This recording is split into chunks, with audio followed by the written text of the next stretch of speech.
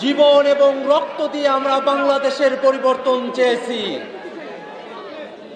অতএব জীবন এবং রক্তের বিনিময়ে যে পরিবর্তন আমরা আকাঙ্ক্ষা করেছিলাম, সেই পরিবর্তনকে যদি থামিয়ে দেওয়ার চেষ্টা হয়, আমরা আমাদের গাজী ভাইদেরকে সাথে নিয়ে আবার রাজপথে হাজির হব, প্রয়োজনে জীবন দেব, কিন্তু বাংলাদেশকে আমরা নতুন করে সাজাবো ইনশাআল্লাহ।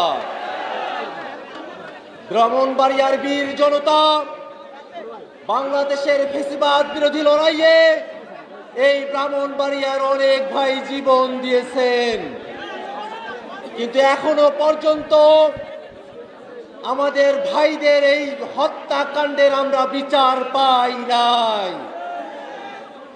হেফাজতের শাপলা হত্যাকাণ্ডে যারা শহীদ হয়েছেন, মোদী বিরোধী আন্দোলনে যারা শহীদ হয়েছেন, এখনো পর্যন্ত আমরা তাদের রাষ্ট্রীয় স্বীকৃতি পাই নাই। আমরা আজকের এই সমাবেশ থেকে উদাত্ত কণ্ঠে আহ্বান জানাবো, শাপলা হত্যাকাণ্ড সহ মোদী বিরোধী হত্যাকাণ্ডে আমাদের যেসব ভাইরা জীবন দিয়েছেন, রাষ্ট্রকে তাদের শহীদের স্বীকৃতি প্রদান করতে হবে। যারা শহীদ হয়েছেন, ওই আওয়ামী লীগের গুন্ডারা যাদেরকে শহীদ করেছে, সেই আওয়ামী লীগের গুন্ডাদেরকে বিচারের আওতায় দাঁড় করাতে হবে। ভাইরা আমার, আমরা যখন সংস্কারের কথা বলি, তখন বাংলাদেশের প্রতিষ্ঠানগুলোকে আমরা ঢেলে সাজাবার কথা বলি। বাংলাদেশের প্রতিষ্ঠানগুলোকে অর্ধ শতাব্দী ধরে দলীয় ব্যবস্থার মধ্য দিয়ে পরিচালনা করা হয়েছে। এদেশের নির্বাচন কমিশন, দুর্নীতি দমন কমিশন, সরকারি কর্ম কমিশন, মহা হিসাব নিরীক্ষক, ন্যায়পাল, তথ্য কমিশন, মানবাধিকার কমিশন সহ সাংবিধানিক এবং সংবিধিবদ্ধ প্রতিষ্ঠানগুলোকে দলীয়ভাবে নিয়োগ দিলে দলীয় এজেন্ডায় দলীয় সরকার সেগুলোকে তাদের দলের স্বার্থে ব্যবহার করেছে। অতএব আমরা দাবি জানাতে চাই, বাংলাদেশের সংবিধিবদ্ধ এবং সাংবিধানিক প্রতিষ্ঠানগুলোতে নিয়োগ কাঠামোয় পরিবর্তন নিয়ে এসে সমন্বিত নিয়োগ বডির মধ্য দিয়ে, সিলেকশন কমিশনের মধ্য দিয়ে এই প্রতিষ্ঠানগুলোতে নিয়োগ সম্পূর্ণ করতে হবে।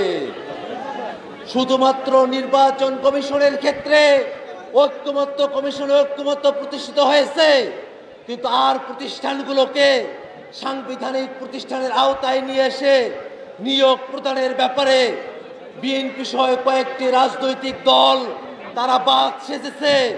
আমরা বলতে চাই, সংকীর্ণ দলীয় বিবেচনার ঊর্ধ্বে ওঠে বাংলাদেশের সংবিধিবদ্ধ এবং সাংবিধানিক প্রতিষ্ঠানগুলোতে সাংবিধানিক প্রক্রিয়ায় সমন্বিত, স্বতন্ত্র, স্বাধীন নিয়োগ সিলেকশন কমিটির মধ্য দিয়ে নিয়োগ সম্পূর্ণ করা হবে।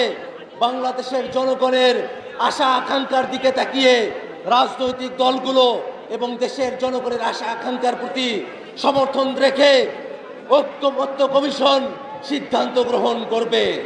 ভাইরা আমার, আজকের এই সমাবেশে ব্রাহ্মণবাড়িয়ার আলেম সমাজ, ব্রাহ্মণবাড়িয়ার নারীরা, আপনারা যারা উপস্থিত হয়েছেন, তাদের সকলকে সাধুবাদ জানিয়ে আমি আমার বক্তব্য এখানে শেষ করছি।